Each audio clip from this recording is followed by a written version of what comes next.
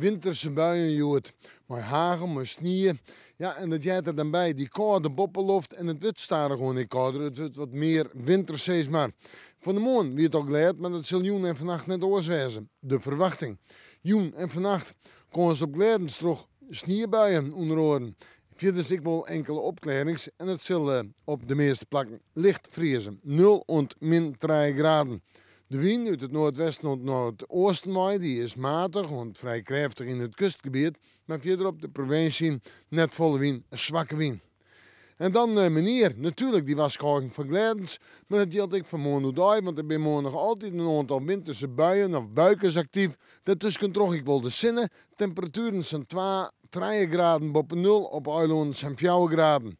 En de wind uit noordelijke richtingen waait en die is matig of vrij krachtig in het kust- en watergebied, maar zwak, krijgt 2, misschien een lichte 3 meer de provincie. Ja, en dan zetten we terug naar morgen en morgen nacht. En dat wordt toch wel lichte frost op de meeste plekken. Min 3, min 4, misschien wel min 5 graden. En op naar het weekend, dus het fruitsjoch.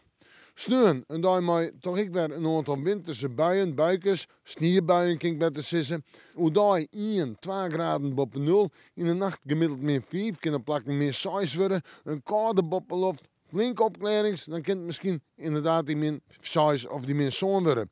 Van sneeuwen lijkt het hoe daar droog te blijven. En op manje blijft het gewoon winter, maar 1 of 2 graden hoe daar. Voorzichtig in het verkeer, het kan glad worden en kan glad blijven de komende dagen. We moeten morgen maar weer even in het waarschuwen.